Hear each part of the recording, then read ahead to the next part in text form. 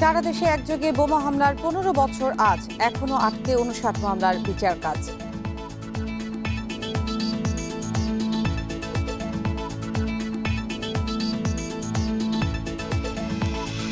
সিনহা হত্যা তদন্ত রিপোর্ট 23 আগস্টের মধ্যেই বলছে কমিটি, সাক্ষ্য দিলেন 9 প্রত্যক্ষদর্শী।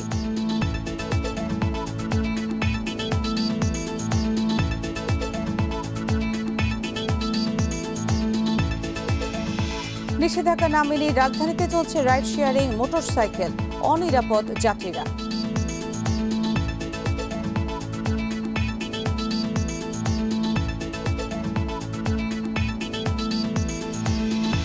সিলেটে বিমানের টিকিট নিয়ে হাহাকার, কাজে ফিরতে পারছেন না 4000 দুবাই প্রবাসী।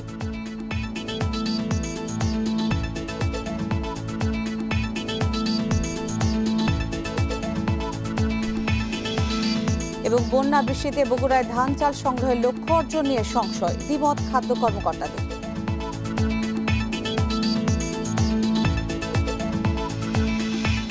স্বাগত 1 ঘন্টার বিরতিহীন ইন্ডিপেন্ডেন্ট সংবাদে, আপনাদের সঙ্গে আছি আমি নুসরাত আফরিন। শিরোনাম শুনছিলেন, এবার পুরো খবর। সারা দেশে জেএমবির একযোগে বোমা হামলার 15 বছর আজ। 2005 সালের 17 আগস্ট 63টি জেলায় বিস্ফোরণ ঘটিয়ে নিজেদের সামর্থ্যের জানান দেয় জঙ্গি সংগঠনটি। অস্তিত্ব জানাতে একই সময় একযোগে এত বড় পরিসরে বিস্ফোরণের ঘটনা বিশ্বে এটিই প্রথম। মুন্সিগঞ্জ বাজে 63 জেলায় বেলা 11টার দিকে চালানো হয় এই হামলা। 8 ঘন্টা ব্যবধানে দেশের 450 জায়গায় 500 বোমার বিস্ফোরণ ঘটায় জঙ্গিরা। এতে মারা যান 2 জন, আহত হয় 200-রও বেশি মানুষ। সেই হামলা চালানো হয় দেশের সরকারি বেসরকারি নানা গুরুত্বপূর্ণ স্থাপনার কাছে। এই ঘটনায় সারা দেশে মামলা হয় 161টি।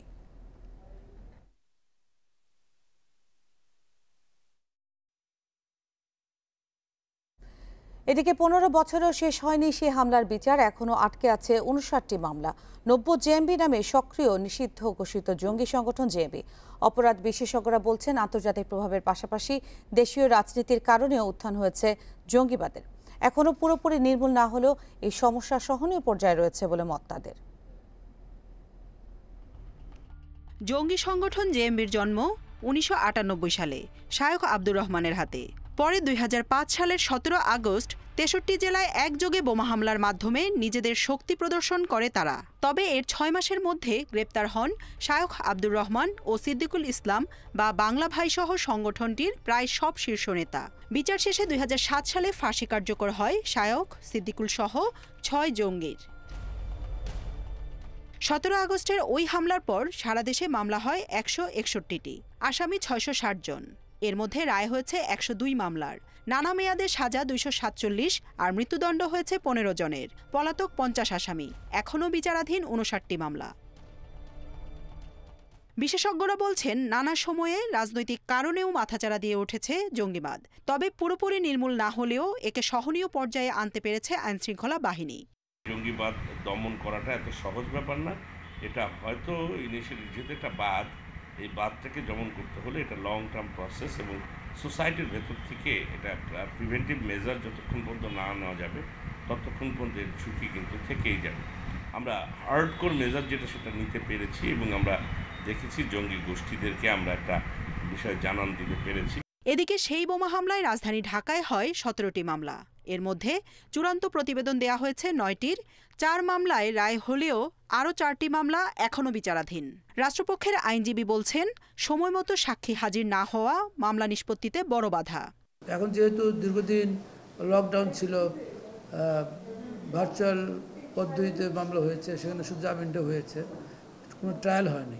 যেহেতু এখন রেগুলার কোর্ট শুরু হয়েছে, তা আমরা আশা করব যে খুব দ্রুতই এই মামলাগুলির ট্রায়ালে যে সাক্ষীটাকে এনে মামলাগুলি দ্রুত শেষ করার। অপরাধ বিশেষজ্ঞরা বলছেন, আইনশৃঙ্খলা বাহিনীর নেয়া পদক্ষেপে জঙ্গিরা শক্তি অর্জনে বারবার ব্যর্থ হয়েছে। তবে এ সংকটের স্থায়ী সমাধানে সামাজিক প্রতিরোধের পাশাপাশি দেশের রাজনৈতিক ও মানবিক ইতিহাসের পাঠও বাড়াতে হবে। জান্নাতুল ফেরদাউস তানভি, ইন্ডিপেন্ডেন্ট নিউজ, ঢাকা। আরও জানাতে বগুড়া ও সিলেট থেকে যোগ দিচ্ছেন সহকর্মীরা। প্রথমে যাচ্ছি বগুড়ায়, সেখানে রয়েছেন সহকর্মী হাসিবুর রহমান। হাসিব, সেদিন বগুড়ার কতগুলো জায়গায় বোমা হামলা হয়েছিল আর সেদিনের পর ভুক্তভোগীরা আসলে কি বলছেন? অন্যান্য এলাকার মতো বগুড়াতেও কয়েকটি এলাকায় বোমা হামলা হয়েছে, তবে যেটি সবচেয়ে গুরুত্বপূর্ণ ছিল সেটি আদালত চত্বর এলাকায় একটি বোমা হামলার ঘটনা। আর সারা দেশব্যাপী এই বোমা হামলার পরপর আমি বাংলা ভাই, শায়েখ আব্দুর রহমান সহ তাদের যে সুরা সদস্যরা ছিলেন তাদের কয়েকজনের সাথে কথা বলার সুযোগ পেয়েছিলাম এবং আমি জানতে চেয়েছিলাম মূলত তারা কী জন্য বাংলাদেশে এই ধরনের একটি রাজনৈতিক সংগঠন বা বিএনপি জামাত জোটের সহযোগিতায় একটি সংগঠন দাঁড় করিয়েছে। তখন তারা আমাকে যেটি বলেছে যে তারা ইসলামী শাসন ব্যবস্থা কায়েম করতে চায়। একই সাথে আমি তাদের কাছে প্রশ্নও রেখেছিলাম এই যে দেশব্যাপী বোমা হামলা হয়েছিল সেটার সাথে কারা জড়িত। তারা অবশ্য নিজেদেরকে এর সাথে জড়িত থাকার বিষয়টি অস্বীকার করলেও পরে বিএনপি জামাত জোট সরকারের সময় বেশ কিছু ঘটনা ধরা পড়েছে যেগুলোতে দেখা গেছে যে জেএমবি বা তখন এক সময় বলা হতো জেএমজিবি অর্থাৎ জাগ্রত মুসলিম জনতা বাংলাদেশ নামে এই অঞ্চলে কাজ করতো জেএমবি, সেটির কয়েকজন নেতার সাথে আমি কথা বলেছি। তারা যেটি জানিয়েছে যে সেই সময় বোমা হামলার জন্য প্রত্যেকটি বোমার পেছনে গড়ে তাদের 26,000 টাকা করে খরচ হয়েছিল। আর আমি ব্যক্তিগতভাবে বেশ কয়েকবার কথা বলার সুযোগ পেয়েছি জামাতুল মুজাহিদিন বাংলাদেশের তৎকালীন অপারেশন কমান্ডার, যিনি মূলত বাংলা ভাই হিসাবেই পরিচিত, সিদ্দিকুর রহমান বাংলা ভাই। তিনি যেটি বলেছেন যে তাদের যে রাজনৈতিক আদর্শ এবং তারা যে দর্শনে বিশ্বাস করেন সেটি বাস্তবায়নের জন্য সশস্ত্র একটি আন্দোলনের প্রয়োজন।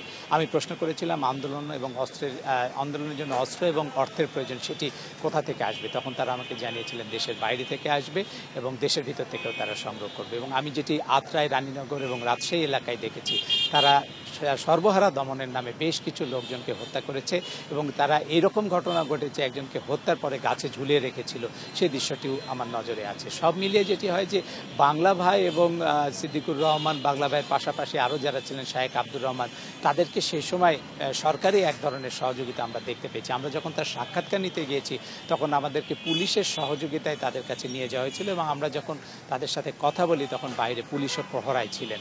সব মিলিয়ে আমরা নিশ্চিত হয়েছি সেই সময় সরকারি দলের ছত্রছায়ায় মূলত বাংলা ভাইয়ের দলের উত্থান হয়েছিল এবং সেই সময় যারা রাজনৈতিক ছত্রছায়ায় নানা ধরনের খুন করেছিল সেগুলোর অনেকগুলোর বিচারও এখন হয়নি। বিশেষ করে জয়পুরহাটের উত্তর মহেশপুর গ্রাম, যেখানে বাংলা ভাইয়ের উপরে পুলিশ এবং অন্যান্য হামলা করার পরপরই তাদের উপরে যে পাল্টা হামলা হয়েছিল সে মামলা এখন পর্যন্ত চার্জই গঠন করা যায়নি। 14 বছর আগে এই ঘটনার চার্জশিট দাখিল করা হয়েছে অতিরিক্ত জেলা ও দায়রা জজ আদালতে জয়পুরহাটে। হাসিবুর রহমান জানাচ্ছিলেন বগুড়া থেকে। এবার আমরা যাচ্ছি সিলেটে, সেখানে রয়েছেন আমাদের সহকর্মী মঞ্জুর আহমেদ। মঞ্জুর, সিলেটে হামলার ঘটনায় আসলে কতগুলো মামলা দায়ের হয়েছিল, সেগুলোর বিচার কাজের এই মুহূর্তে কি অবস্থা?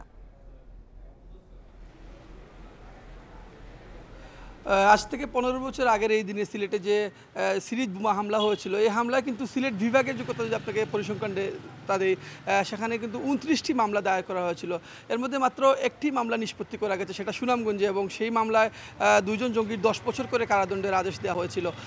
এর বাইরে কিন্তু যে সিলেটে 13টি মামলা আছে এবং হবিগঞ্জে এবং মৌলভীবাজারে 5টি করে মামলা। এই মামলাগুলো কিন্তু এখন পর্যন্ত নিষ্পত্তি করা যায়নি। এর মূল কারণ হিসাবে আমরা আইনজীবীদের সাথে কথা বলেছিলাম, তারা যেটা আমাদের জানিয়েছেন যে মূলত সাক্ষীদের হাজির করতে পারছে না পুলিশ। সাক্ষীদের হাজির করতে না পারার কারণে কিন্তু দীর্ঘ 14 বছর ধরে কিন্তু ওই মামলাগুলো ঝুলে আছে। তারা যেটা বলছেন যে পুলিশ সময় মতো আদালতে সাক্ষীদের হাজির করতে পারে না এবং এসব মামলার কিন্তু চার্জ গঠন হয়ে গেছে। অনেকটা মামলা সাক্ষ্য গ্রহণ আছে, অনেকটা মামলা আবার যুক্তিতর্ক উপস্থাপন পর্যায়ে আছে, এই পর্যায়ে আছে। প্রায় শেষের দিকে এই মামলা, শুধু সাক্ষ্য গ্রহণটা শেষ হলেই কিন্তু এই মামলাগুলো নিষ্পত্তি করা যেত। আর আপনি যেটা জানেন যে সিলেট কিন্তু জঙ্গিদের একটা অভয়ারণ্য বলা চলে, কারণ গত 19 বছরে কিন্তু সিলেটে 7 বার জঙ্গি হামলার ঘটনা ঘটেছে এবং এই হামলাগুলোতে 26 জন নিহত হয়েছেন এবং আহত হয়েছেন 431 জন। আপনি জানেন যে 2004 সালে কিন্তু সিলেটে রহমতুল্লাহ আলাইহের মাজারে 2 দফা বোমা হামলার ঘটনা ঘটেছিল এবং এই হামলায় সাবেক ব্রিটিশ আনোয়ার চৌধুরীর উপরও হামলা হয়েছিল এবং 2004 সালে দিরাইয়ে সুরঞ্জিত সেন গুপ্তের জনসভায় হামলা হয়েছিল এবং 7 আগস্ট সিলেটের গুলশান সেন্টারেও কিন্তু একইভাবে বোমা হামলার ঘটনা ঘটেছে এবং 2005 সালে হবিগঞ্জের বৈদ্যের বাজারে সাবেক অর্থমন্ত্রী শাহ এম.এস. কিবরিয়ার জনসভায় হামলা হয়েছিল এবং এই হামলায় তিনি নিহত হয়েছিলেন এবং 2017 সালে সর্বশেষ সিলেটের আতিয়া মহলে কিন্তু বোমা হামলার ঘটনা ঘটে এবং সেখানে 7 জন মানুষ মারা যান। আপনি জানেন যে সিলেট থেকে কিন্তু এই জেএমবির যে প্রধান শিষ্য শায়েখ আব্দুর রহমানকে গ্রেপ্তার করা হয়েছিল। সিলেটের শাপলাবাগ থেকে। তো সিলেটে আসলে মূলত সবসময় কিন্তু জঙ্গি তৎপরতাটা বেড়ে উঠেছে নানা কারণে, এবং অপরাধ বিশ্লেষকরা যেটা বলছেন যে সিলেট আসলে ধর্মীয় অনুশাসনভুক্ত এলাকা, এবং এখানে খুব দ্রুতই ধর্মীয় বিষয়গুলোকে এই সামনে এনে মানুষকে মোটিভেটেড করা যায়, এমনটা তারা বলছেন। তবে সিলেটের যে বারবার যে হামলাগুলো হচ্ছে, আপনি জানেন যে সম্প্রতি কিন্তু সিলেটের 90 জেএমবি 5 সদস্যকে গ্রেপ্তার করা হয়েছে। তারা কিন্তু বলেছে যে তারা গত 23শে জুলাই শাহজালাল রহমতুল্লাহি আলাইহির মাজারে আরেকটি হামলার পরিকল্পনা তারা করেছিল। মঞ্জুর আহমেদ, আপনাকে ধন্যবাদ জানাচ্ছি, উনি জানাচ্ছিলেন সিলেট থেকে। এদিকে 2004 সালের 21 আগস্ট বঙ্গবন্ধু এভিনিউ আওয়ামী লীগের সমাবেশে গ্রেনেড হামলা মামলার পেপার বুক পৌঁছেছে সুপ্রিম কোর্টে। রোববার বিজি প্রেস থেকে তা সুপ্রিম কোর্টে পাঠানো হয়। 16 বছর আগের এই হামলা মামলায় বিচারিক আদালতে দেয়া রায়ের বিরুদ্ধে হাইকোর্টে আসামিদের আপিল ও ডেথ রেফারেন্স শুনানির জন্য রয়েছে। এই শুনানির জন্য প্রস্তুত হয় পেপার বুক। 2004 সালে সেদিনে শেখ হাসিনার সমাবেশে গ্রেনেড হামলা চালিয়ে 24 জনকে হত্যা করা হয়। এই মামলায় 2018 সালে ঢাকার 1 নম্বর দ্রুত বিচার ট্রাইব্যুনাল বিএনপি জামায়াত জোট সরকারের স্বরাষ্ট্র প্রতিমন্ত্রী লুৎফুজ্জামান বাবর, উপমন্ত্রী আব্দুল সালাম পিন্টু সহ 19 জনের মৃত্যুদণ্ড দেয়। রায়ে খালেদা জিয়ার বড় ছেলে তারেক রহমান, রাজনৈতিক সচিব হারিস চৌধুরী সহ 19 জনকে দেয়া হয় যাবজ্জীবন কারাদণ্ড। এছাড়া 11 পুলিশ ও সেনা কর্মকর্তাকে নানা মেয়াদে কারাদণ্ড দেয় ট্রাইব্যুনাল। প্রধানমন্ত্রী শেখ হাসিনা বলেছেন 75-এর খুনিদের বিচার বন্ধে ইনডেমনিটি দিয়েছেন জিয়াউর রহমান, আর অপারেশন ক্লিন হার্টের নামে বিচার বহির্ভূত হত্যায় ইনডেমনিটি দিয়েছেন খালেদা জিয়া। এছাড়া জিয়াউর রহমানকে দেয়া কর্নেল বেগের চিঠির কথা সামনে এনে সেটি 15 আগস্ট হত্যাকাণ্ডের অ্যাসাইনমেন্ট কিনা সে প্রশ্ন তোলেন শেখ হাসিনা। বঙ্গবন্ধু এভিনিউয়ের কার্যালয়ে জাতীয় শোক দিবসের স্মরণ সভায় ভিডিও কনফারেন্সে যোগ দেন আওয়ামী লীগ সভাপতি প্রধানমন্ত্রী শেখ হাসিনা। এ সময় তিনি জানান 75-এর 15 আগস্ট বাংলাদেশের প্রথম রাষ্ট্রপতি বঙ্গবন্ধু শেখ মুজিবুর রহমানকে হত্যা করে মুক্তিযুদ্ধের চেতনাকেই নস্যাৎ করে ঘাতকেরা। বাংলাদেশের প্রথম রাষ্ট্রপতি এবং তখন তিনি রাষ্ট্রপতি ছিলেন, তাকে নির্মমভাবে হত্যা করে বাংলাদেশের এবং মহান মুক্তিযুদ্ধের যে আদর্শ, সেই আদর্শকে চিরতরে নস্যাৎ করে দেওয়া হয়।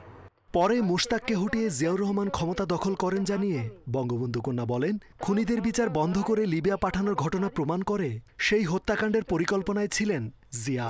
তাদেরকে বিদেশে পাঠিয়ে দেওয়া, তাদের রাজনৈতিক আশ্রয়ের ব্যবস্থা করা, ব্যাংকক হয়ে তাদেরকে লিবিয়াতে পাঠায় এবং সেখান থেকে বিভিন্ন দূতাবাসে চাকরি দিয়ে জিয়াউর রহমান রাষ্ট্রপতি হয়েই এই খুনিদেরকে বিভিন্ন দূতাবাসে চাকরি দিয়ে পুরস্কৃত করে। তিনি আরো বলেন 15 আগস্টের খুনিদের বিচার না করার ইনডেমনিটি দেন জিয়াউর রহমান, আর সন্ত্রাসীদের দায় মুক্তি দিয়েছেন খালেদা জিয়া। অপারেশন ক্লিন হার্টের নামে চত্র যেখানে সেখানে মানুষকে ধরে নিয়ে আওয়ামী লীগের নেতা কর্মী থেকে শুরু করে যাকে যেখানে যুবলীগের কর্মী যাকে যেখানে পেয়েছে নিয়ে হত্যা করেছে। তার স্বামী যা করেছে জাতির পিতা বঙ্গবন্ধু শেখ মুজিবের হত্যাকারী তাদের ইনডেমনিটি, আর সে এসে নির্বিচারে মানুষ হত্যা করে তাদের ইনডেমনিটি দিয়ে গেছে।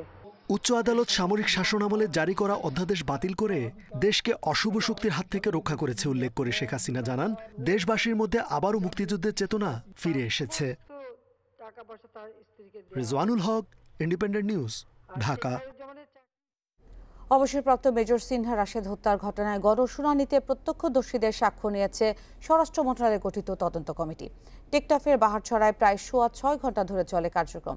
শুনানিতে সাক্ষ্য নেওয়া হয় 9 জনের। 23 আগস্টের মধ্যে প্রতিবেদন জমা দেবে তদন্ত কমিটি। সিনহা হত্যার ঘটনায় টেকনাফের বাহারছড়া রোহিঙ্গা ক্যাম্প ইনচার্জের কার্যালয়ে রোববার বেলা 11টায় শুরু হয় স্বরাষ্ট্র মন্ত্রণালয়ের গঠিত তদন্ত কমিটির গণশুনানি। সাক্ষ্য দিতে আসেন 11 জন, তবে তাদের মধ্যে 2 জন প্রত্যক্ষদর্শী না হওয়ায় সাক্ষ্য নেওয়া হয় 9 জনের।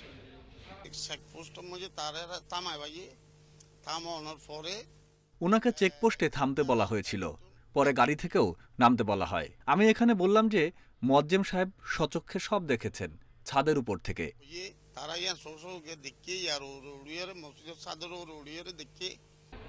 ঘটনাস্থলের পাশে থাকা একটি মাদ্রাসার 8 শিক্ষার্থীর সঙ্গেও কথা বলেন কমিটির সদস্যরা। তদন্ত কমিটি জানিয়েছে, প্রত্যক্ষদর্শী ছাড়াও এরই মধ্যে টেকনাফের পুলিশ, এলাকাবাসী, ময়নাতদন্তকারী চিকিৎসক সহ সংশ্লিষ্ট 60 জনের সঙ্গে কথা বলেছেন তারা। নির্ধারিত সময়ের মধ্যেই প্রতিবেদন জমা দেওয়া হবে বলেও জানিয়েছে কমিটি। আমাদের তদন্ত কার্যক্রম আমরা আনুষ্ঠানিকভাবে শুরু করি এবং আমাদেরকে দেয়া হয়েছিল 7 কর্মদিবস এবং আমাদেরকে যে ম্যান্ডেট দেয়া হয়েছে টার্মস অফ রেফারেন্স, সেটা বলা হয়েছে এই ঘটনার উৎস, কারণ এবং এটি প্রতিরোধে ভবিষ্যতে কি ধরনের সুপারিশ করা হবে সেই বিষয়ে আমাদেরকে দায়িত্ব দেওয়া হয়েছে। আমরা 3 তারিখে কাজ শুরু করে এই পর্যন্ত আমাদের যেখানে যেখানে যাওয়া দরকার আমরা প্রত্যেকটা জায়গায় গিয়েছি, আমরা মানচিত্র তৈরি করেছি।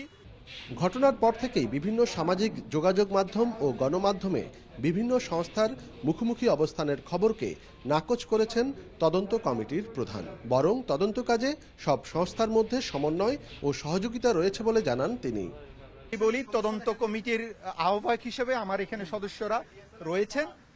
আমরা সংশ্লিষ্ট সকল সংস্থা থেকে, সরকারি সংস্থাগুলো থেকে আমরা চমৎকার সহযোগিতা পেয়েছি। আমার কাছে মনে হয়নি সরকারি সংস্থাগুলোর মধ্যে কোনো রকম সমন্বয়হীনতা রয়েছে। 31 জুলাই রাতে টেকনাফের বাহারছড়ায় পুলিশের গুলিতে অবসরপ্রাপ্ত মেজর সিনহা রাশেদ নিহত হওয়া 2 দিন পর তদন্ত কমিটি গঠন করে স্বরাষ্ট্র মন্ত্রণালয়। পরে একই দিন কমিটি পুনর্গঠন করা হয়। অনুপম শীল, ইন্ডিপেন্ডেন্ট নিউজ, কক্সবাজার। আরো বিস্তারিত জানবো কক্সবাজার থেকে যোগ দিচ্ছেন সহকর্মী অনুপম শীল। অনুপম, সিনহা নিহতের পর 2 সপ্তাহেরও বেশি সময় পেরিয়ে গেছে। এই মুহূর্তে কক্সবাজার টেকনাফের পরিস্থিতি কি, আর গতকালকের পর থেকে সাক্ষ্য গ্রহণ হয়েছে, তদন্ত কমিটি কাজ করছে, মামলার সর্বশেষ কি পরিস্থিতি? এখন কক্সবাজার এবং টেকনাফের পরিস্থিতি কিছুটা বলা যায় যে স্বাভাবিক হয়ে আসছে। অর্থাৎ এই ঘটনাকে ঘিরে যে উত্তেজনা বা এক ধরনের চাপা আতঙ্ক তৈরি হয়েছিল সেটি আস্তে আস্তে প্রশমিত হতে শুরু করেছে। এবং ইতোমধ্যে আমরা দেখেছি যে এই আজকে প্রায় 15 দিনের বেশি সময় হতে চললো। এই সময়ের মধ্যে কিন্তু টেকনাফ, কক্সবাজার বা উখিয়ায় নতুন করে কোনো বন্দুক যুদ্ধে কারো নিহত হবার খবর এখনো পর্যন্ত তৈরি হয়নি। সেই হিসাবে আমরা বলতে পারি যে এখানে আইন শৃঙ্খলা রক্ষাকারী উইংগুলো এতদিন ধরে যে পথে হাঁটছিলেন হয়তো তাদের সেই পথ পরিবর্তনের একটি উদ্যোগ দেখা যাচ্ছে। তবে আশঙ্কা যেটি তৈরি করছে সেটি হচ্ছে আগের যে সমস্ত ইয়াবা কারবারি ছিলেন যারা এতদিন পুলিশ বা অন্যান্য আইন শৃঙ্খলা বাহিনী অন্যান্য উইংগুলোর ভয়ে লুকিয়েছিলেন, গা ঢাকা দিয়েছিলেন, তাদের অনেকেই কিন্তু এখন আস্তে আস্তে আবার সরব হতে শুরু করেছেন। এবং আমরা দেখেছি যে টেকনাফের রাস্তায় তাদের আবার সদর্প ফিরে আসা এক ধরনের আতঙ্ক তৈরি করেছে। এবং গত পরশুদিন রাতে আমরা দেখেছি বিজিবির পক্ষ থেকে প্রায় 11 কোটি টাকার ইয়াবা একসাথে আটক করা হয়েছে। এবং এত বড় সংখ্যক ইয়াবা আটকের মধ্য দিয়ে এখানকার সাধারণ মানুষ ধারণা করছে যে ইয়াবার রমরমা অবস্থা আবারও ফিরে আসতে শুরু করেছে। তবে এই বিষয়ে আইন শৃঙ্খলা রক্ষাকারী বাহিনী যেটি ধারণা করছেন যে বলছেন তাদের সতর্ক অবস্থা রয়েছে, বিভিন্ন উইংগুলো তারা কাজ করছে। তবে এক্ষেত্রে আরো বেশি কঠোর এবং এখানকার স্থানীয় যারা আছেন তারা বলছেন যে এখানে আইন শৃঙ্খলা রক্ষাকারী বিভিন্ন উইংগুলোর একযোগে একটি টাস্ক ফোর্সের মতো করে গঠন করে যদি মাদকের বিরুদ্ধে কাজ করা যায় তাহলে হয়তো কিছু সুফল পাওয়া যেতে পারে। কারণ টেকনাফ, উখিয়ার, বিশেষ করে টেকনাফের যে ইয়াবা কারবারিরা আছেন এরা অনেকেই বেশ প্রভাবশালী এবং এদের সংখ্যা অনেক বলা যায় যে অনেক বেশি। এবং এখানে এই অঞ্চলের মানুষের যারা আছেন, যারা বসবাসকারী আছেন, তাদের একটি বিশাল সংখ্যার তারা এই ইয়াবা কারবারে যুক্ত। একেবারে তাদেরকে প্রতিহত করার জন্য একটি বলা যায় যে একটি বৃহৎ পরিকল্পনা দরকার। সেই পরিকল্পনাটি এখন নিতে হবে। আর সিনহা হত্যার বিষয়ে যদি তদন্ত কাজের কথা বলি, ইতিমধ্যে র্যাব কাজ করছে। আমরা যতদূর আজকে একটু খবর পাচ্ছি যে হয়তো র্যাবের ঊর্ধ্বতন বেশ কয়েকজন কর্মকর্তা কক্সবাজারে এসেছেন। আজকে হয়তো তারা ঘটনাস্থলে যেতেও পারেন এবং তারা দেখতে পারেন। আর এর বাইরে যে গতকালকে যে স্বরাষ্ট্র মন্ত্রণালয়ের যে কমিটি তারা এখানে গণশুনানির আয়োজন করলো, তারা তাদের 3য় ধাপে বলছে যে যারা মূলত এই ঘটনার সাথে সরাসরি সম্পৃক্ত তাদের সাথে কথা বলবেন বা তাদের জিজ্ঞাসাবাদ করবেন। অনুপম শীল জানাচ্ছিলেন কক্সবাজার থেকে। 50 লাখ টাকা চাঁদা না পেয়ে প্রবাসী মোহাম্মদ জাফরকে ক্রসফায়ারে হত্যার অভিযোগে কক্সবাজারের চকরিয়া থানার ওসি সহ 2 পুলিশ সদস্যের বিরুদ্ধে মামলা হয়েছে। পটিয়ার সিনিয়র জুডিশিয়াল ম্যাজিস্ট্রেট আদালতে মামলাটি দায়ের করেন জাফরের বাবা মুক্তিযোদ্ধা আহমদ শফি। পরে সেটি আমলে নিয়ে সিআইডিকে তদন্তের নির্দেশ দেয় আদালত। মামলার আসামিরা হলেন চকরিয়া থানার ওসি হাবিবুর রহমান ও হারবাং পুলিশ ফাঁড়ির ইনচার্জ আমিনুল ইসলাম। 12 মার্চ দেশে ফিরেছিলেন জাফর। স্বজনরা বলছেন 29 জুলাই ভোরে চকরিয়া থানার পুলিশ সদস্যরা ইয়াবা ব্যবসায়ী বলে জাফরকে তুলে নিয়ে যায়, দাবি করে 50 লাখ টাকা। আর তা দিতে না পারায় 31 জুলাই ক্রসফায়ারের নামে জাফরকে হত্যা করা হয় বলেও অভিযোগ তাদের।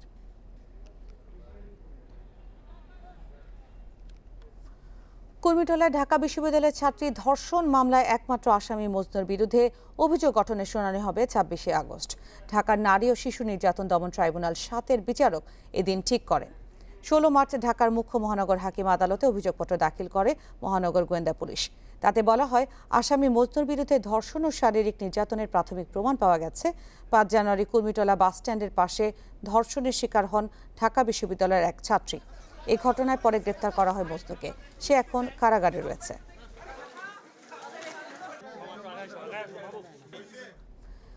দেশে করোনায় আরও 32 জনের মৃত্যু হয়েছে। রোববার দুপুর পর্যন্ত আগের 24 ঘন্টায় নতুন রোগী শনাক্ত হয়েছে 2024 জন। স্বাস্থ্য অধিদপ্তরের বিজ্ঞপ্তিতে এসব তথ্য জানানো হয়। এতে বলা হয়েছে, 87টি পরীক্ষাগারে 10,018টি নমুনা পরীক্ষায় 2024 জনের করোনা শনাক্ত হয়েছে।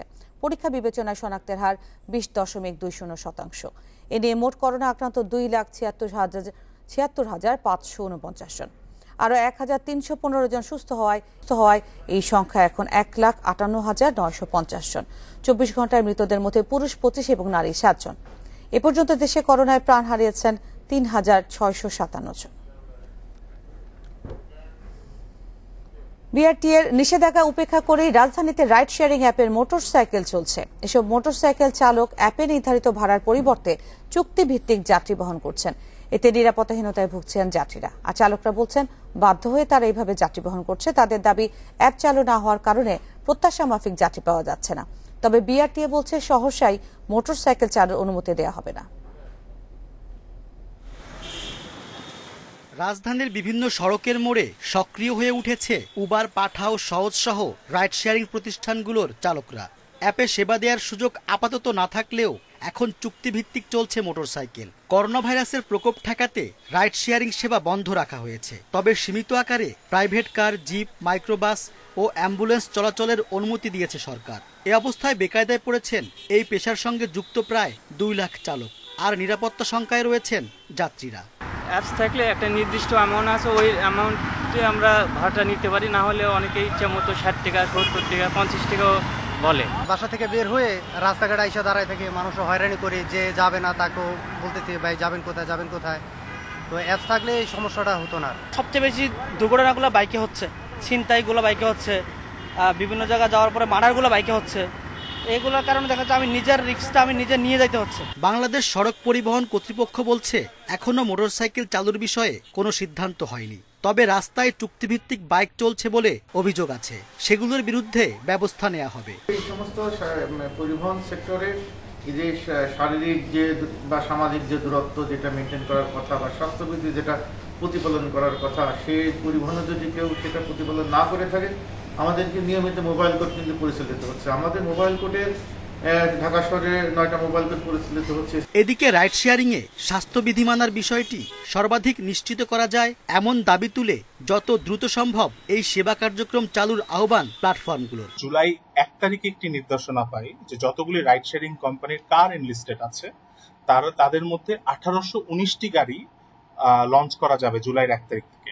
এখন চিন্তা করেন আমাদের রাইডার ভাইদের কথা। আমাদের রাইডার ভাইদের, অনেকজন রাইডার ভাইয়ের একমাত্র সোর্স অফ ইনকাম হচ্ছে রাইড শেয়ারিং। দেশে করোনা মহামারী শুরুর পর মার্চের 26 তারিখ থেকে রাইড শেয়ারিং বাণিজ্যিক প্রতিষ্ঠানগুলোকে ঢাকা সহ বিভিন্ন বিভাগীয় শহরে তাদের কার্যক্রম বন্ধ রাখতে নির্দেশ দেয় BRTA. Rezwan Siddiqui, independent news, Dhaka. Supreme কোর্টের এফিডেভিট শাখা থেকে আটক আইনজীবীদের 43 সহকারীকে মুচলেকায় ও মৌখিকভাবে সতর্ক করে ছেড়ে দেওয়া হয়েছে। রোববার দুপুরে আইনজীবী সমিতির সম্পাদক রুহুল কুদ্দুস কাজল মুচলেকা নিয়ে অভিযুক্তদের ছেড়ে দেন। এর আগে শৃঙ্খলা কমিটির প্রধান বিচারপতি মোহাম্মদ ইমান আলী নেতৃত্বে চালানো অভিযানে 43 জনকে আটক করে পুলিশ। এই ঘটনায় বিক্ষোভও করে কর্মচারীদের একাংশ। সুপ্রিম কোর্টে মামলা করার নানা পর্যায়ে ঘুষ দুর্নীতির অভিযোগ নিয়ে বেশ কিছুদিন ধরেই সরব ছিলেন আইনজীবীরা। করোনায় ভার্চুয়াল আদালত চালু হওয়ার পর আরও প্রকট হয়ে ওঠে এই সংকট। সে কারণেই দুর্নীতির তথ্য চেয়ে আইনজীবী সমিতির সামনে বসানো হয় অভিযোগ বক্স। সম্প্রতি শৃঙ্খলা কমিটির এক বৈঠকে আলোচনার পর রোববার এফিডেভিট শাখায় অভিযানে যান কমিটি প্রধান আপিল বিভাগের জ্যেষ্ঠ বিচারপতি মোহাম্মদ ইমান আলী। পরে সুপ্রিম কোর্ট মুখপাত্র জানান, নানা অভিযোগের প্রেক্ষিতে চালানো হয়েছে এই অভিযান। বিষয়টা শাস্তিমূলক না, এখানে শৃঙ্খলা রক্ষার জন্য যে বিষয়গুলো করা দরকার তাদেরকে বোঝানো হবে, কাউন্সিলিং করা হবে। এখানে একটা সিস্টেম আছে, যারা এখানে ঢুকার যে পারমিশন আছে সেই অনুমতি সাপেক্ষে ঢুকবে, বা যাদের কাজ আছে ওদের আসলে ওরা ঢুকেছে, কিন্তু ওদের অনেকের কোনো কারণ নেই যে কেন ঢুকেছে। পিটিশন কোথায় আছে, আদৌ কার কাছে আছে, 2-3 দিন পরে পাচ্ছি। জানালা গেলেও সমস্যা, তাদের কাছে জিজ্ঞেস করেও কোনো কিছু পাওয়া যাচ্ছে না। তাহলে এই পিটিশনের দায়ভার কে নিবে? এখন আমরা ঢুকতেও পারি না, টাকাও দিতে পারি না। সেটা মানে ওদের যাদের পরিচিত আছে তাদেরকে টাকা দিতে পারে, তারা মানে ওদের পিটিশন বাইর হয়। পরে ওই শাখায় অনুমতি ছাড়া অবস্থান করা আইনজীবীদের 43 কর্মচারীকে আটক করে পুলিশ। পরে মুচলেকা দিয়ে ছাড়িয়ে নেওয়া হয় তাদের। সুপ্রিম কোর্ট আইনজীবী সমিতির সম্পাদক হিসেবে তারা যে অন্যায় করেছে, সমিতির পক্ষ থেকে তাদের বিরুদ্ধে আমরা আইনগত ব্যবস্থা গ্রহণ করব, এবং তাদের এই ব্যবস্থা গ্রহণের শর্তে আমি কি আপনাদের পক্ষ থেকে তাদেরকে আজকের মতো ছেড়ে আনতে পারি কিনা আপনারা আমাকে বলেন। আর এই অভিযানকে স্বাগত জানিয়েছে অ্যাটর্নি জেনারেলও। বিচারপতি ইমান আলী সাহেব যদি গিয়ে থাকেন সশরীরে এই ফাইলিং সেকশনে বা এফিডেভিট ইসে, আমি এটাকে খুব সাধুবাদ জানাই, এবং মাঝে মাঝে এরকম ঝুটিকা রেইড করা দরকার।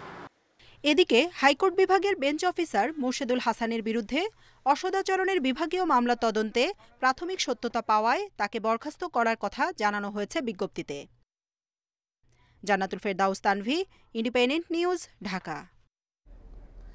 জেলা প্রশাসকের সই জাল করে ভুয়া নিয়োগপত্র দিয়ে টাকা হাতিয়ে নেওয়ার অভিযোগে শরীয়তপুরে ডামুডা ইউএনও কার্যালয় অফিস সহায়ক হালিমা খাতুনকে বরখাস্ত করা হয়েছে। কিছুদিন আগে তার বিরুদ্ধে ভূমি অফিসের অফিস সহায়ক পদে চাকরির কথা বলে ঘুষ নেওয়ার অভিযোগ ওঠে। তদন্তে অভিযোগের সত্যতা পাওয়ায় হালিমার বিরুদ্ধে বিভাগীয় মামলার পাশাপাশি দুদকে মামলা করার কথা জানিয়েছে প্রশাসন। না আন্টি, আপনার কাছে আমার একটাই তো প্রশ্ন, যে 24 লক্ষ টাকা নিয়ে আপনি কি করবেন? এখন যদি তুমি এই কথাগুলো যদি বলো, আমি কিছু করতে পারবো না। সেই মাধ্যমে সে লোকটা আমারে ঠকাইছে, কিন্তু বাবা আমি তোকে ঠকাই নাই, কিন্তু তুই আমারে চিনস, আমি তোর টাকা দিব। সরকারি চাকরির জন্য ঘুষ লেনদেন নিয়ে গোসাইরহাট উপজেলার চাকরি প্রার্থী খাদিজা আক্তার নূপুর ও ডামুড্ডা উপজেলা নির্বাহী অফিসারের কার্যালয়ের অফিস সহায়ক হালিমা খাতুনের মধ্যে এই কথোপকথন। নূপুরের অভিযোগ, গত বছর ভূমি অফিসের অফিস সহায়ক পদে চাকরির জন্য তিনি ও তার ভাই 24 লাখ টাকা ঘুষ দেন হালিমাকে। চাকরির লিখিত পরীক্ষায় অকৃতকার্য হলেও তাদেরকে জেলা প্রশাসকের সই করা নিয়োগপত্র দেয়া হয়। পরে চাকরিতে যোগ দিতে গিয়ে জানতে পারেন তাদের নিয়োগপত্র জাল। 3-4 কিস্তিতে আমাদের দেখা গেছে 3.5 লক্ষ টাকা দিছে, তো টাকা হবে 24 লক্ষ টাকা। এখন সেটা হাজবেন্ড কেনা দেব না বাবা মাকে দেব, কারণ দুজনে। শুধু নূপুর নন, সরকারি একাধিক দপ্তরে চাকরি দেওয়ার কথা বলে এমন অনেকের কাছ থেকেই হালিমা লাখ লাখ টাকা হাতিয়ে নিয়েছেন বলে অভিযোগ উঠেছে। আমার মেয়ের কাছ থেকে 2 লাখ টাকা নিয়েছে চাকরি দিব কইয়া, তার চাকরিও দেয় না, টাকাও দেয় না। এরা ভয়ঙ্কর শক্ত লোক, এদের কাছে আইন অনুযায়ী সরকারের অনুযায়ী তাদের শাস্তি হওয়া উচিত। অভিযোগ স্বীকার করলেও হালিমার দাবি, লিখিত পরীক্ষায় উত্তীর্ণ হওয়ার শর্তে 24 লাখ নয় 7 লাখ টাকা নিয়েছেন তিনি। রিটেন পরীক্ষায় না পাশ করলে তোমার টাকা ফেরত, তাহলে তুমি টাকাটা নিয়ে যাও। তখন ওকে 3.5 লক্ষ টাকা আমি দিয়ে দিছি। পরে বলছে যে আমাকে তাহলে পুরাটাই দেন। প্রাথমিক তদন্তে অভিযোগের সত্যতা পাওয়ায় হালিমাকে সাময়িক বরখাস্ত করা হয়েছে বলে জানান জেলা প্রশাসক। অভিযোগটি দুর্নীতি দমন কমিশনের তফসিলভুক্ত, কাজে আমরা তদন্ত প্রতিবেদনটি দুর্নীতি দমন কমিশনে তদন্তপূর্বক আইনানুগ ব্যবস্থা গ্রহণ করার জন্য প্রেরণ করব। তিনি আরও জানান, চাকরির নামে প্রতারণার ঘটনায় হালিমার সঙ্গে আর কারা জড়িত তাও খতিয়ে দেখা হচ্ছে। Independent news desk. সংযুক্ত আরব আমিরাতে ফিরতে বাংলাদেশ বিমানের টিকিট পাচ্ছেন না সিলেটের অন্তত 4000 প্রবাসী। ফলে সেখানে কাজে যোগ দেওয়া নিয়ে অনিশ্চয়তা তৈরি হয়েছে। কর্তৃপক্ষ বলছে, করোনা পরবর্তীতে একসাথে অসংখ্য প্রবাসী টিকিট বুকিং করায় এই সংকট তৈরি হয়েছে। কারো ভিসার মেয়াদ শেষ, কারো আছে কয়েকদিন, কিন্তু বিমানের টিকিট সংকটে সংযুক্ত আরব আমিরাতে ফিরতে পারছেন না। করোনা পরিস্থিতিতে বন্ধ ছিল সব ফ্লাইট। 4 জুলাই থেকে বিমানের ফ্লাইটে আবারও দুবাই ও আবুধাবি যেতে পারছেন প্রবাসীরা। কিন্তু আগস্টের সব টিকিট বুকিং হয়ে যাওয়ায় বিপাকে পড়েছেন তারা। সবারই টিকিট আছে আপ ডাউন, কিন্তু এখন অফিসে আসলে বলে যে 6 মাস পার হয়ে গেছে, আপনাদের কোনো টিকিট ভ্যালু নাই। ওরা বলতেছে অ্যাপ্রুভাল নাম্বার লাগবে, কিন্তু দুবাই বলছে অ্যাপ্রুভাল নাম্বার লাগতো না। তারা কোনো সহযোগিতা করে না, আমরা এই বাইরে গেটের মধ্যে বেড়া দিয়ে আসছে। এই অবস্থায় ভিসার মেয়াদ ও কাজে যোগ দেওয়ার তারিখ অনুযায়ী অগ্রাধিকার ভিত্তিতে বিমানের টিকিট দেওয়া উচিত বলে মনে করছেন সংশ্লিষ্টরা। বিশেষ করে যাদের ভিসা এক্সপায়ার হচ্ছে এদেরকে একটা গ্রুপ করতে হবে, আর যাদের ভিসা এক্সপায়ার হচ্ছে না, সময় আছে, তাদেরকে একত্রিত করে যদি দেখা যায় যে এক্সট্রা ফ্লাইট করার মতো আমাদের যাত্রী হয়েছে, তাহলে তাদেরকে নিয়ে একটা এক্সট্রা ফ্লাইট করে বা 2টা এক্সট্রা ফ্লাইট করে যদি তাদেরকে পৌঁছানো না হয়, তাহলে এই যে আমাদের যারা আমরা রেমিটেন্স যোদ্ধা বলতেছি তাদেরকে এইখানে রেখে আমাদের জন্য একটা বিরাট প্রবলেম হবে। বিমান কর্তৃপক্ষ বলছে প্রতি সপ্তাহে দুবাইয়ে 7টি ও আবুধাবিতে 6টি ফ্লাইট পরিচালিত হচ্ছে। তারপরও চাপ তৈরি হয়েছে, সংকট কাটানোর চেষ্টা চলছে। নর্মাল নিয়ম হলো যে 3 মাস অথবা 6 মাস পর এর কার্যকারিতা থাকে না, তখন এগুলো রি ইস্যু করতে হয়। কিন্তু এক্ষেত্রে তাদেরকে একটা ছাড় দেওয়া হয়েছে যে কোনো রি ইস্যু প্রয়োজনও নাই। রি ইস্যু আর যদি করতেও হয় সেক্ষেত্রে তাদের কাছ থেকে অতিরিক্ত কোনো চার্জ আদায় করা হবে না। ভিসার মেয়াদের মধ্যে কর্মস্থলে ফিরতে না পারলে চাকরি হারানোর শঙ্কা রয়েছে। এতে রেমিটেন্সে প্রভাব পড়তে পারে বলে ধারণা করা হচ্ছে। Independent news desk. বন্যার সঙ্গে মুষলধারায় বৃষ্টির কারণে এবার বগুড়ায় ধান চাল সংগ্রহের সরকারি লক্ষ্য অর্জন নিয়ে সংশয় দেখা দিয়েছে। তবে খাদ্য বিভাগের কর্মকর্তারা বলছেন আবহাওয়া এখন ভালো হওয়ায় নির্ধারিত সময়ের মধ্যেই লক্ষ্যমাত্রার কাছাকাছি পৌঁছবে ধান চাল সংগ্রহ। 31 আগস্টের মধ্যে 8 লাখ টন ধান সংগ্রহের আনুষ্ঠানিক কার্যক্রম উদ্বোধন করা হয় 26 এপ্রিল। 1.5 লাখ টন আতপ চালের পাশাপাশি 10 লাখ টন সিদ্ধ চাল কেনা শুরু হয় 7 মে। কিন্তু জুনের মাঝামাঝি সময়ে বৃষ্টি শুরু হলে খাদ্য বিভাগের সঙ্গে চুক্তিবদ্ধ প্রায় 16,500 চালকল মালিকের অনেকেই মিল বন্ধ করে দেন। ধানের দামও বেড়ে যায় এ সময়, ফলে 3 মাসের লক্ষ্যমাত্রার অর্ধেকও ধান চাল সংগ্রহ হয়নি। আমাদের সরকার রেট দিয়েছেন মাত্র 36 টাকা কেজি, তাহলে আমাদের প্রায় 6 টাকা কেজি বা তার উপরেও লোকসান হচ্ছে। চালের রেটটা 2 টাকা বাড়ানোর কথা ছিল, সে জায়গা থেকে সরকার যদি একটা সুন্দর ডিসিশন নেয় তাহলে আমরা আমার মতো ছোট মিলাররা সবাই সরকারের সহায়তা করতে পারবে। সরকার এই মুহূর্তে সব জায়গাতে প্রণোদনা দিচ্ছে, এই মিলারদের কিছু প্রণোদনা দিলে আমার একটা বিশ্বাস যে হয়তো তারা চাউলটা দিতে পারবে। তবে খাদ্য বিভাগের কর্মকর্তারা বলছেন আবহাওয়া অনুকূলে থাকায় ধান চাল সংগ্রহ অভিযান কাঙ্ক্ষিত লক্ষ্যে পৌঁছবে। যদি কেউ চুক্তি করে চুক্তিকৃত চাল না দেয় তাহলে কিন্তু সরকার তাদের বিরুদ্ধে কঠোর ব্যবস্থা নেবে।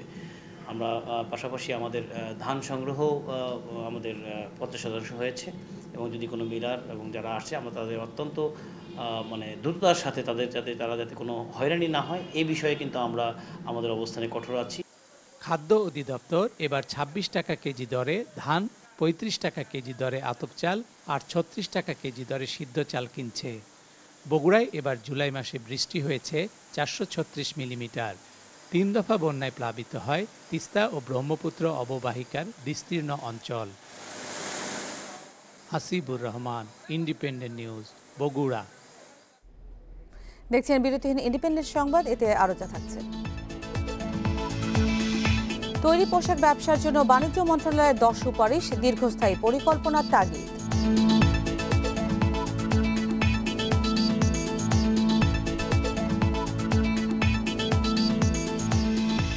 ইউরোপা লিগের সেমিফাইনাল থেকে ম্যান ইউর বিদায়, রেকর্ড 6বার ফাইনালে সেভিয়া।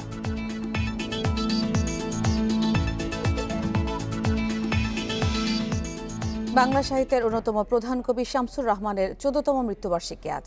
2006 সালের 17 আগস্ট বঙ্গবন্ধু শেখ মুজিব মেডিকেল বিশ্ববিদ্যালয় হাসপাতালে চিকিৎসাধীন অবস্থায় মারা যান তিনি। শামসুর রহমানের জন্ম 1929 সালের 23 অক্টোবর পুরান ঢাকার মাহুরটুলিতে। ঢাকায় তার বেড়ে ওঠা। তার কবিতায় তাই বিশেষভাবে উঠে এসেছে নাগরিক দুঃখ সুখ, পাশাপাশি বাঙালি সব আন্দোলন সংগ্রামের গৌরবদীপ্ত সময় উঠে এসেছে তার লেখনীতে। কবি শামসুর রহমানের প্রথম কাব্যগ্রন্থের নাম প্রথম গান দ্বিতীয় মৃত্যুর আগে, যা প্রকাশিত হয়েছিল 1960 সালে। কবির লেখা শতাধিক কাব্যগ্রন্থ প্রকাশিত হয়েছে। পত্রিকার সম্পাদক হিসেবেও কাজ করেছেন দীর্ঘদিন। বাংলা একাডেমি 21 পদক, স্বাধীনতা পদক সহ দেশ বিদেশের অসংখ্য পুরস্কার অর্জন করেন শামসুর রহমান।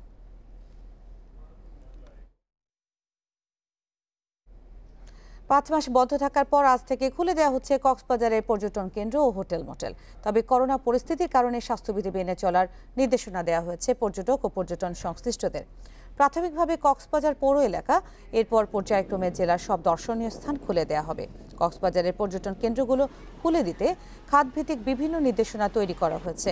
এসব নির্দেশনা যথাযথভাবে মানা হচ্ছে কিনা তা পর্যবেক্ষণের জন্য তদারকি করবে স্থানীয় প্রশাসন। জেলা প্রশাসক জানান, পর্যটন কেন্দ্র ছাড়াও হোটেল মোটেল কর্তৃপক্ষ, পর্যটক এবং পরিবহন সহ সবাইকে প্রয়োজনীয় নির্দেশনা মেনে চলতে হবে, নইলে গুনতে হবে জরিমানা।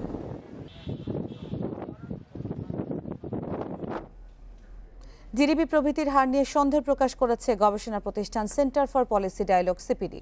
তাদের দাবি, গেল অর্থ বছরে প্রবৃদ্ধি হয়েছে মাত্র 2.5%। তবে একে দায়িত্বজ্ঞানহীন দাবি বলে মন্তব্য করেছেন পরিকল্পনা মন্ত্রী।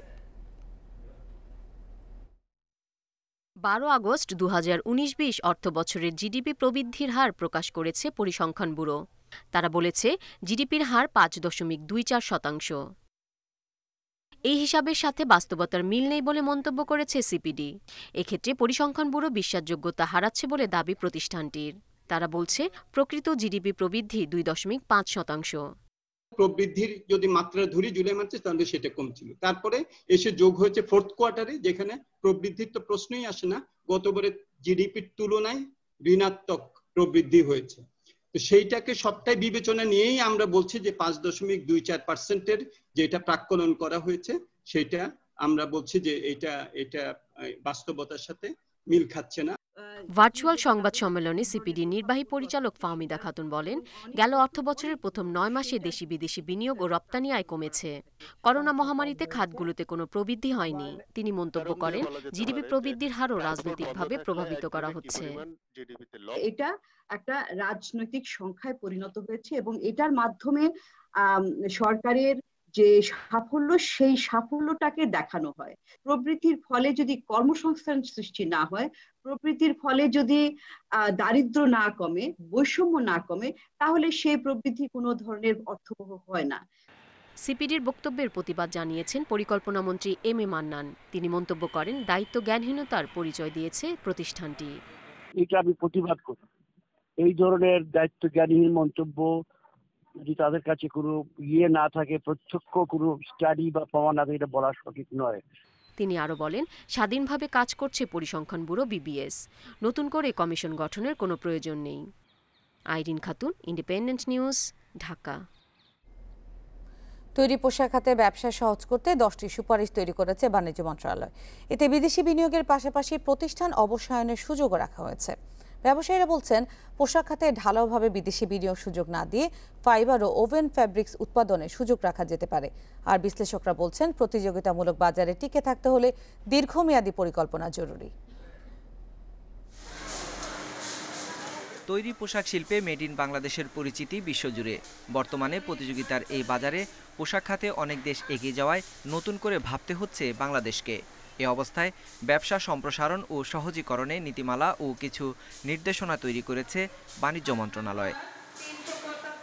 10টি সুপারিশের মধ্যে রয়েছে রপ্তানির কাগজপত্র বাংলাদেশ ব্যাংকের ওয়েবসাইটে প্রকাশ সংক্রান্ত সমস্যার সমাধান, পণ্য রপ্তানির সময়সীমা কমানো, ইউরোপের বাজারে জিএসপি প্লাস সুবিধা নিশ্চিত করা, ওয়ান স্টপ সার্ভিস কার্যকর, বিশ্ববাজারে শুল্কমুক্ত সুবিধা প্রাপ্তির উদ্যোগ সহ বেশ কিছু পদক্ষেপ। চেষ্টা করা হচ্ছে, খুবই ভালো হবে। তারা তো ঠিক আছে, তাদের তো সমস্যা নাই, তারা করছে, কাজ করছে। তারা চায় যেন শুধু গার্মেন্টস ফ্যাক্টরি করতে না। ব্যবসায়ী নেতারা বলছেন, ব্যবসা সম্প্রসারণে এসব সুপারিশ প্রয়োজনীয় হলেও বাস্তবায়নের ক্ষেত্রে রয়েছে নানা সমস্যা। এছাড়া পোশাক শিল্পের সব ক্ষেত্রে নয়, কেবল বিশেষ কিছু জায়গায় বিদেশি বিনিয়োগ হতে পারে বলেও জানান তারা। কেমিক্যাল বা অন্যান্য জিনিস যেগুলো লাগে আমাদের, সেই জিনিসগুলোর মধ্যে ইনভেস্টমেন্ট করলেও ভালো। বাণিজ্য মন্ত্রণালয়ের যে সুপারিশগুলো করা হয়েছে, সেটা বাস্তবায়নের দিকে যেন বাণিজ্য মন্ত্রণালয় কার্যকরী পদক্ষেপ নেয়। স্পেশালাইজড ফ্যাব্রিক্স আমাদেরকে বাইরে থেকে ইম্পোর্ট করতে হয়, বিশেষ করে ম্যানমেড ফাইবার এবং পলিস্টার জাতীয় বিভিন্ন যে আমাদের স্পোর্টস আইটেমগুলি রয়েছে, সেগুলির যে ফ্যাব্রিকেশন আমরা এই জায়গাটার মধ্যে আমাদের দুর্বলতা রয়েছে, আমাদেরকে এগুলি ইম্পোর্ট করতে হয়। বিশ্লেষকেরা বলছেন, পোশাক খাতের চ্যালেঞ্জগুলো শনাক্ত করে সমাধানের উদ্যোগ নিলে দ্রুত রপ্তানি সম্ভব হবে। একই সঙ্গে ব্যবসা পদ্ধতি সহজ করার পাশাপাশি বিদেশি বিনিয়োগ উন্মুক্ত করার পক্ষেও মত বিশ্লেষকের। কোনো ধরনের স্বল্পমেয়াদী কাঠামো আগামী দিনে থাকা উচিত না, সেটি আমরা মনে করি, এবং দীর্ঘমেয়াদী কৌশলের অংশ হিসেবে আমরা কোন ধরনের পণ্য উৎপাদন করব এবং কোন ধরনের পণ্য আগামীতে নিরুৎসাহ হওয়া উচিত সেই জিনিসগুলো আমাদের এখানে পরিষ্কার করা। ছোট মাঝারি বড় বিদেশি বিনিয়োগকে আমাদের এখানে সাধুবাদ জানানো উচিত, সেটি বিশেষায়িত অঞ্চলে এবং বাইরে। লোকসানে থাকা ব্যবসা বন্ধ করতে নীতিমালা প্রণয়ন করায় সুবিধা হবে বলেও মনে করছেন ব্যবসায়ীরা। Sohel Rana, independent news, Dhaka. বন্ধ রাখা দেশীয় 11টি প্রতিষ্ঠানে আবারও নিম্নমানের পেট্রোল উৎপাদনের সুযোগ দিতে চায় শিল্প মন্ত্রণালয়। অভিযোগ উঠেছে মান নিয়ন্ত্রক সংস্থা বিএসটিআই এর মত না নিয়ে এ ব্যাপারে বাংলাদেশ পেট্রোলিয়াম কর্পোরেশন বিপিসিকে চিঠি দেয় তারা। অথচ বিএসটিআই এর বেঁধে দেওয়া মান নিশ্চিত করতেই এই 11 প্রতিষ্ঠানের পেট্রোল গত 1 জুলাই থেকে কেনা বন্ধ রাখে বিপিসি। 11টি বেসরকারি প্রতিষ্ঠানের পেট্রোল নিম্নমানের এ অভিযোগ বেশ পুরনো। তবুও প্রায় 24 বছর ধরে বিপিসির সাথে ব্যবসা করছে তারা। তবে গত জুলাই থেকে পেট্রোলের মান বাড়ানোর চেষ্টা করছে বিএসটিআই, জ্বালানি মন্ত্রণালয়, পেট্রোবাংলা ও বিপিসি। অথচ তার বিপরীত অবস্থান নিয়েছে শিল্প মন্ত্রণালয়। উন্নত মানের পেট্রোলের সবচেয়ে বড় সুবিধা হচ্ছে যে এইটি পরিবেশ বান্ধব, পাশাপাশি এইটি যে ইঞ্জিনে ব্যবহার হচ্ছে সেই ইঞ্জিনের আয়ু বৃদ্ধি করবে এবং এটি মাইলেজ বাড়াবে। তো এটার বেনিফিটটা পাবে ভোক্তা সাধারণ। এই মান উন্নয়নের ক্ষেত্রে আমরা কারোর সঙ্গে কোনো আপোষ করার কোনো সুযোগ নাই। মান কমানোর জন্য প্রাইভেট সেক্টর একটা অ্যাপিল করেছে, সেই আবেদনটা আমরা তাদের কাছে মতামতের জন্য পাঠিয়েছি। জ্বালানি বিভাগ যেহেতু তারা এই প্রোডাক্ট আমদানি করে, তারা বাজারজাত করে, তাদের তো মতামত এটা নিতেই হবে। এই জন্য আমরা একটা মতামত নিয়েছি তাদের, তারপরে আমরা সেটা তাদের মতামত পাওয়ার পরে আমরা মান তো কমানো হয়তো সম্ভব না। শিল্প মন্ত্রণালয়ের এমন পদক্ষেপে বিব্রত বিএসটিআই ও জ্বালানি মন্ত্রণালয়ের কর্মকর্তারা বলছেন এ বিষয়ে তাদের মাথা ঘামানোর প্রয়োজনই ছিল না। মন্ত্রণালয় থেকে এসআরও জারি হয়, টেকনিক্যাল কমিটিতে সবাই আছে যারা ওরাই এটা রিভিউ করে বা নতুন করে দেখতে হলে সেটা করে ওরা একটা সুপারিশ করলে এটা অনুমোদন হলে তারপরে আমরা মান স্ট্যান্ডার্ড মানটা আমরা স্থির করি। যারা নিম্নমানের তেল বিক্রি করেন তাদেরকে সহযোগিতা করার জন্য কি আমরা কি স্ট্যান্ডার্ড নিম্নমানের করবো কিনা, এটা একটা বিষয়। আমার মনে হয় এটা কখনোই সম্ভব না, এটা হওয়া উচিত না এটা বিষয়টা, কারণ এতে তো আমাদের যানবাহনের ক্ষতি হবে। হ্যাঁ, আমাদের দেশ জেনে শুনে কেন নিজে ক্ষতির দিকে পা বাড়াবে। বিএসটিআই এর নিয়ম অনুযায়ী পেট্রোলের মান নির্ণয়কারী প্রধান অনুষঙ্গ রিসার্চ অকটেন নম্বর RON থাকতে হবে 89, কিন্তু শিল্প মন্ত্রণালয় চাচ্ছে 80-তে নামিয়ে আনতে। Shariful Islam, independent news, Dhaka. 24 ঘন্টায় করোনায় প্রাণ গেছে আরও 4,500 মানুষের, নতুন শনাক্ত 2,10,000। এ নিয়ে করোনায় এ পর্যন্ত মৃত্যু হলো 7,72,000 মানুষের, আর আক্রান্ত ছাড়িয়েছে 2,18,00,000। ভারতের রোববার করোনায় 961 জনের মৃত্যু হয়েছে, শনাক্ত 35,000। অস্ট্রেলিয়ায় রোববার মারা গেছেন 25 জন, যা করোনা সংক্রমণ শুরুর পর থেকে এ পর্যন্ত একদিনে সর্বোচ্চ মৃত্যুর রেকর্ড। সেখানে নতুন শনাক্ত 282 জন। যুক্তরাষ্ট্রে কিছুটা কমেছে মৃত্যু আক্রান্তের সংখ্যা। এদিকে করোনা সংক্রমণ বাড়ায় নিউজিল্যান্ডে আগামী মাসে হতে যাওয়া সাধারণ নির্বাচন পিছিয়ে 17 অক্টোবর নির্ধারণ করা হয়েছে। ফ্রান্সে রোববার আরও 3,000 শনাক্ত হয়েছে। দ্বিতীয় দফা করোনা সংক্রমণ দেখা দেয় মাস্ক পরা বাধ্যতামূলক এবং ক্লাব ও ডিস্কো বন্ধ রাখার সিদ্ধান্ত নিয়েছে ইতালি সরকার। ভারতের সাবেক রাষ্ট্রপতি প্রণব মুখার্জির শারীরিক অবস্থা অপরিবর্তিত রয়েছে বলে জানিয়েছেন চিকিৎসকেরা। তারা জানিয়েছেন তিনি এখনও ভেন্টিলেশনে আছেন। ভারতীয় গণমাধ্যম টাইমস অফ ইন্ডিয়ার প্রতিবেদনে এইসব তথ্য জানানো হয়েছে। তবে প্রণব মুখার্জি চিকিৎসায় সাড়া দিচ্ছেন বলে রোববার টুইট বার্তায় জানিয়েছেন তার ছেলে ও কংগ্রেস নেতা অভিজিৎ মুখার্জি। প্রণবের দ্রুত আরোগ্য কামনা করেন তিনি। দিল্লি সামরিক হাসপাতালে চিকিৎসকদের নিবিড় পর্যবেক্ষণে আছেন 84 বছর বয়সী প্রণব মুখার্জি। গত 10 আগস্ট বাথরুমে পড়ে গিয়ে মাথায় আঘাত পান তিনি। মস্তিষ্কে রক্ত জমাট বেঁধে যাওয়ায় সেদিনই জরুরি অস্ত্রোপচার করা হয়। তার করোনার রিপোর্টও পজিটিভ আসে। 13 আগস্ট অবস্থার অবনতি হলে গভীর কোমায় চলে যান প্রণব মুখার্জি।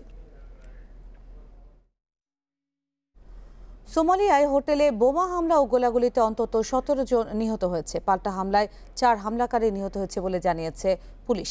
আহত হয়েছেন বেশ কয়েকজন। রোববার রাজধানী মোগাদিসুর এলিট হোটেলে এই ঘটনা ঘটে। স্থানীয় গণমাধ্যম বলছে হোটেলের পেছনের দিকে বিস্ফোরক ভর্তি গাড়ির সাহায্যে প্রথম হামলা চালানো হয়। পরে লিডু নামের একটি এলাকায় বেশ কয়েকজনকে জিম্মি করে জঙ্গিরা। 4 ঘন্টার অভিযানে 205 জনকে উদ্ধার করা হয়েছে বলে জানায় পুলিশ। এক বিবৃতিতে হামলার দায় স্বীকার করেছে জঙ্গি গোষ্ঠী আল শাবাব। হোটেলটির মালিক একজন এমপি। সেখানে দেশের রাজনৈতিক ব্যক্তিদের আনাগোনা ছিল। হামলার নিন্দা জানিয়েছে দেশটির প্রেসিডেন্ট আব্দুল্লাহি ফারমাজো।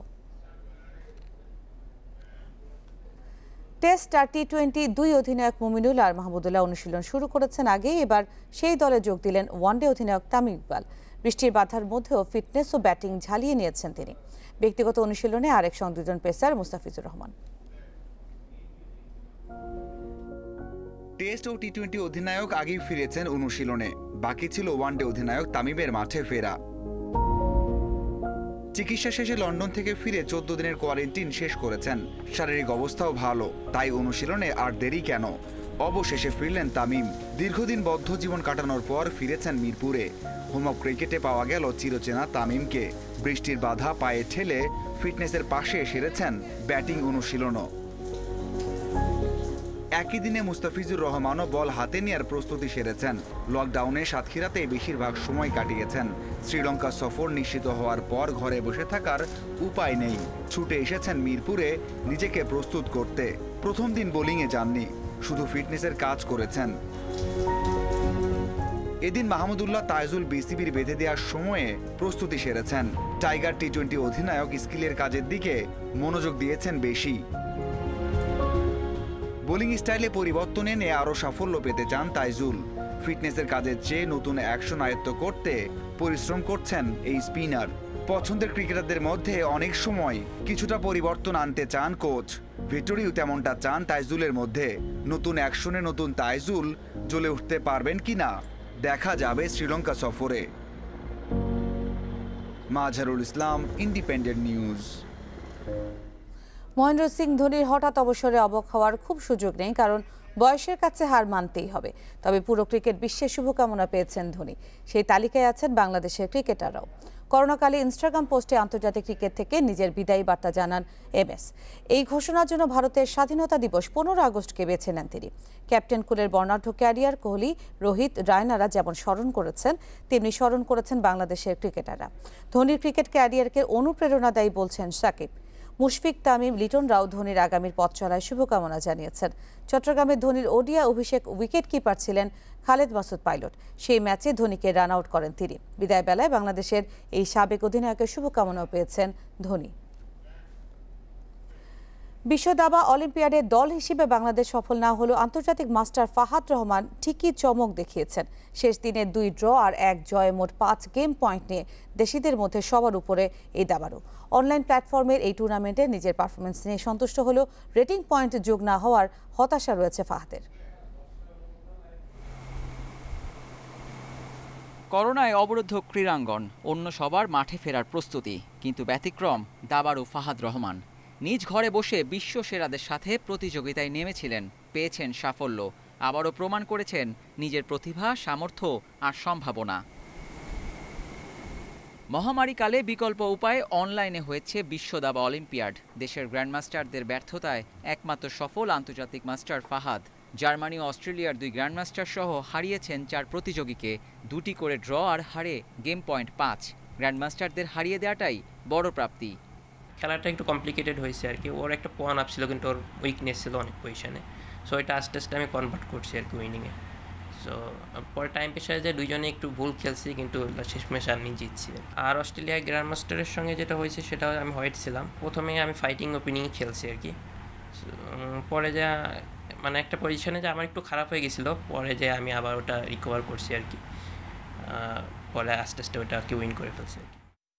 1 বছর আগে পেয়েছিলেন আন্তর্জাতিক মাস্টারের খেতাব। গ্র্যান্ডমাস্টার হতে 3টি নর্ম পেতে হবে। 2020-এই তা অর্জনের আশা ছিল, কিন্তু করোনা সংকট বদলে দিয়েছে পরিস্থিতি। অনলাইন দাবা অলিম্পিয়াডের সাফল্য পেলেও এই টুর্নামেন্ট থেকে কোনো রেটিং পয়েন্ট যোগ না হওয়ার শর্ত থাকায় আফসোস ফাহাদের। প্ল্যান ছিল যে অলিম্পিয়াডে হয়তো বা খেলবো, যেটা এখন হলো এটা আর কি সেপ্টেম্বরে ফিজিক্যালি হতো আর কি রাশিয়াতে। সো অলিম্পিয়াডে আর কি যেটা হয় সেটা হচ্ছে ওইখানে সব দেশের টপ প্লেয়াররা চান্স পায়, তো এর জন্য ওখানে জিএম নাম করাটা আর কি চান্স বেশি থাকে। এখন আসলে এই বছর আর কিছু করার নেই। সো নেক্সট ইয়ার থেকে আমাকে ওইভাবে নতুন করে প্ল্যান, মানে একটা বছর চলে গেল আর কি করোনার জন্য। বিশ্বজুড়ে অনলাইন প্ল্যাটফর্মে দাবা টুর্নামেন্ট চলছে, তবে মুখোমুখি লড়াইটা সম্ভব হচ্ছে না স্বাস্থ্যবিধির বাধায়। তাই গ্র্যান্ডমাস্টার হওয়ার অপেক্ষা বাড়ছে ফাহাদের। Abidur Rahman, independent news, Dhaka. Europa লিগের সেমিফাইনাল থেকে বিদায় নিল ম্যানচেস্টার ইউনাইটেড। স্প্যানিশ ক্লাব সেভিয়ার কাছে 2-1 গোলে হেরেছে ইংলিশ জায়ান্টরা। ম্যাচের শুরুটা দুর্দান্ত ছিল রেড ডেভিলসের। 9 মিনিটে সফল স্পট কিকে লিড এনে দেন ব্রুনো ফার্নান্দেস, কিন্তু ব্যবধান ধরে রাখতে ব্যর্থ সুলশায়ারের দল। আধা ঘন্টার আগেই সমতায় ফেরে সেভিয়া। রেগিলনের ক্রস থেকে বল জালে জড়ান সুসো। 1-1 সমতায় শেষ হয় প্রথমার্ধ। বিরতি থেকে ফিরে আক্রমণের ধার বাড়ায় ম্যানিউ। বেশ কিছু সুযোগ পেয়েও লক্ষ্যভেদে ব্যর্থ হন রাশফোর্ড, ফার্নান্দেসরা। উল্টো 78 মিনিটে গোল হজম করে ম্যাচ থেকে ছিটকে যায় রেড ডেভিলস। এ নিয়ে রেকর্ড 6ঠবারের মতো ইউরোপা লিগের ফাইনালে উঠল সেভিয়া। ব্যক্তিগত স্কিলে সেরা ফুটবলাররা এখন আর দলীয় খেলায় নীতি নির্ধারক হতে পারছে না। ফুটবলের টিম এফোর্ট এখন সাফল্যের কেন্দ্রে। বার্সেলোনাকে উড়িয়ে দিয়ে আলোচনার কেন্দ্রে থাকা বায়ার্নের সাফল্যের নেপথ্য কারণ ওই টিম এফোর্ট। ওদিকে লিভারপুলের সালাহ, মানে, ফিরমিনোরা দলীয় সংহতির কারণেই আজ বড় তারকা। অন্যদিকে দলের ব্যর্থতায় ব্যর্থ হচ্ছেন মেসি, রোনালদোর মতো বড় তারকা।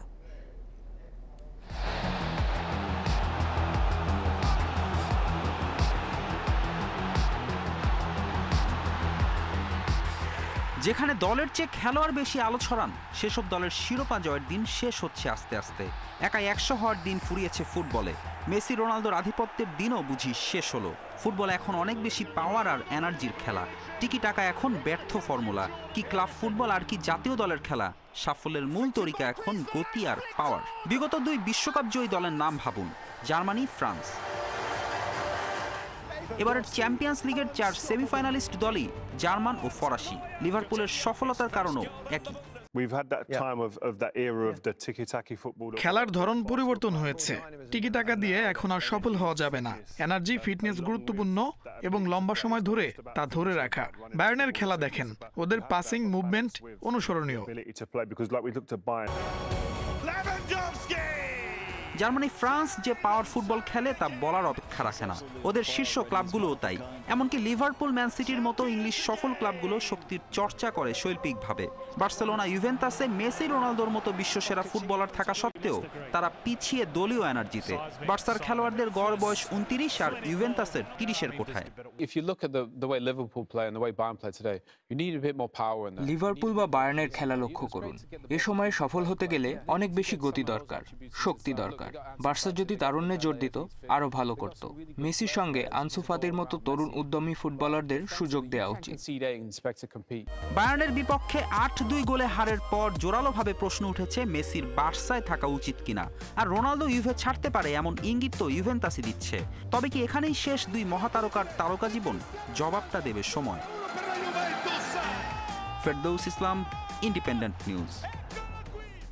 এই ছিল এখনকার বিরোধীহীন সংবাদে। ইন্ডিপেন্ডেন্ট টেলিভিশনের সব খবর আরও বিস্তারিত জানতে চোখ রাখুন ফেসবুক, ইউটিউবে, টুইটারে। ধন্যবাদ সাথে থাকার জন্য।